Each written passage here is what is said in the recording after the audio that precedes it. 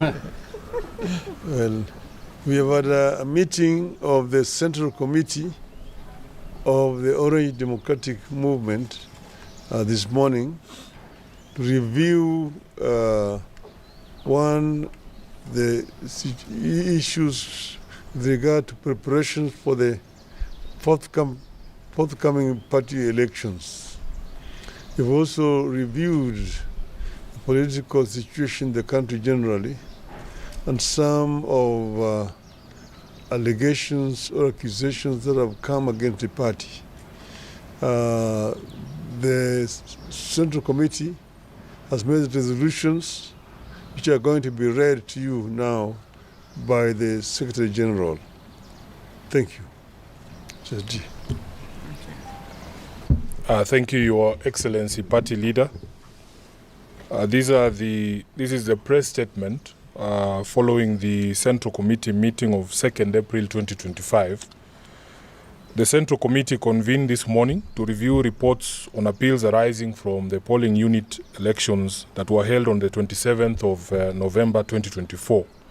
Additionally, the committee received a briefing from the National Elections Coordinating Committee, and you can see the membership here, led by the Chair, Honorable Emily Awita, regarding preparations for the upcoming sub-branch and branch elections.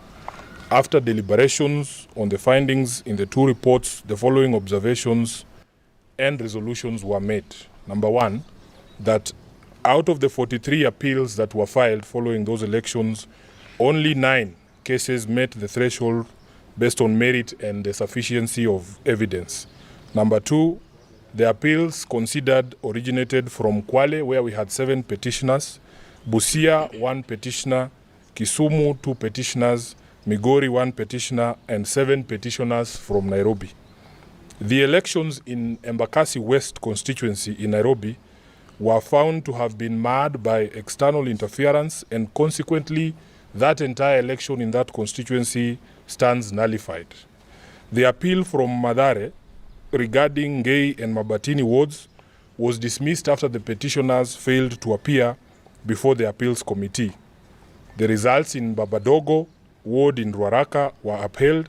However, those in Utalii and Lakisama wards in the same constituency have been set aside, and the Central Committee has resolved or directed that a consensus will be held involving all leaders in the constituency to harmonize the various competing interests.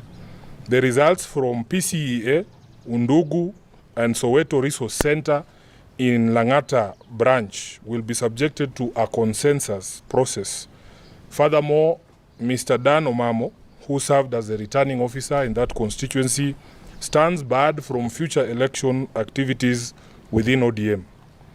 7 fresh elections by way of consensus will be conducted at Jabondo polling unit in Nyakach branch and in 4 wards in Nyando constituency, Kisumu County. Number 8, pending resolution of all the outstanding matters, ward and branch elections in the following areas have been suspended. Number 1, Dagoretti North constituency, Dagoretti South constituency, Embakasi West constituency, all in Nairobi County, Kwale County as a whole, Taita Taveta as a whole, Matayos constituency in Busia, and Nyando constituency in Kisumu. For the avoidance of doubt, no ward or branch elections shall take place in these areas as the rest of the country goes on with those elections on the 7th and the 9th of April 2025. Then the county elections coordinators for Nairobi, all of them, the chair of the coordinators in Migori and some of the coordinators from Siaya counties are to be replaced with immediate effect. New coordinators shall be announced to take up those slots by the National Elections Coordinating Committee prior to the 7th of April 2025. In addition, the Party Central Committee this morning confirmed receipt of the resignation of the Honorable Abdisalan, who was until today our National Organizing Secretary, following his nomination for the position of PS. We offer him our best wishes as he goes for vetting this Friday and in his new role, should he get it. In the meantime, the committee has proposed Governor Ahmed Abdullahi G, who is the governor of Wajir, to take his place. Finally, the party takes strong exception to recent unfounded allegations made by some Azimio La Umoja leaders of alleged interference by ODM in the ongoing process of reconstituting the IEBC. For the record, this process is being conducted in full accordance with the NADCO report. It is also common knowledge that NADCO was chaired by none other than the Honorable Kalonzo Musyoka, the leader of the Wiper Party. Kenyans are fully aware that the inordinate delay in commencing this exercise was due to the failure to resolve the nomination of the Wiper representative to the selection panel, following the support of ODM, both at the PPLC and in court, including affidavits sworn by our very own Junet Mohammed here. Wiper got its rightful slot, and as we speak, Wiper's nominee to the panel, Koki Muli, has been part of the process from the shortlisting to the ongoing candidate interviews. In fact, one of the candidates who've been shortlisted as a member of the commission is Honorable Musyoka's advisor, and this is fully within the candidate's constitutional right. Further, the law grants the selection panel the authority to determine its own procedures, granting it operational autonomy in executing its mandate. The panel should be allowed to independently execute its mandate without political interference or indeed any other interference. We view the accusation by a section of Azimio leaders as an attempt to preemptively discredit the panel and the outcome of the entire process. Kenyans have waited a very long time to have an electoral commission in place, and we will not countenance any attempts to derail or delay that process. That is the end of the statement, and I thank you for coming as always. If there are questions, we will take them. If not, we will supply you with copies of the statement as we have read it. But I will ask that if you have questions, Eric, I can see you. Please let it be within the purview of the matters we have addressed today.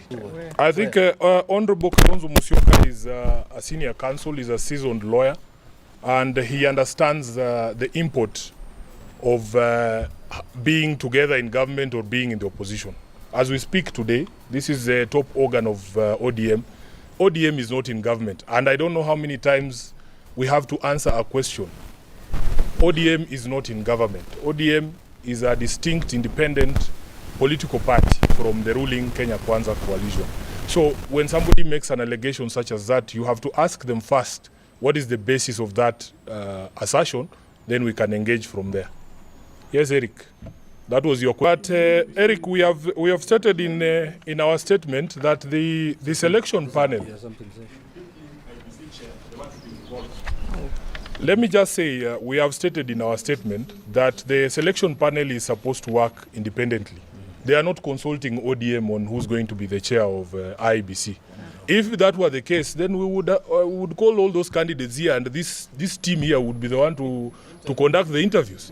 But ODM is not the panel. The right chairman for ODM has not applied. Yeah, I mean, so if we were consulted, I would probably find a very good chairman for. But that is not my job. It's a job of a panel. Yes. That is why we set up a law that sets up an independent panel, because at the end of the day, Kenya has almost 100 registered political parties. Yeah, so that if you remember the process of how we arrived here, there was an ADCO process which Kalonzo and Honorable Ichung'wah chaired. We agreed on the representation on that panel. We agreed that there would be representation from the minority side in the House, two, and then two from the majority side. We have a representative from the Law Society of Kenya. We have a representative of ISPAC, the body governing accountants. Then we have a representative from the political parties liaison committee. And in fact, there is one who's supposed to represent non-parliamentary political parties. They are there. And then representatives of the religious community. That is a broad representation of the society in Kenya. It cannot be up to the political players alone. So for me, really, for anyone else to demand that they need to be consulted, yet they have representation on that body, is to be disingenuous. I think we have answered that question. When you allege bias, you must show that bias. And we are all very clear. You cannot force me to be with someone. ODM is a very bold party. The day that you decide to go with someone, you will do it. But they cannot just force us to be in places where we are not. I will take the last question. We are confident that the men and women who are selected to represent the various organizations, including the minority party, which ODM is part of, will do the best in the interest of the country and in accordance with their oath of office. So, let them do their job, please. I think we should allow them to do the job. And we can talk about the outcome later. Asante sana, Mungu awabariki. You are Nikali. Sifuna.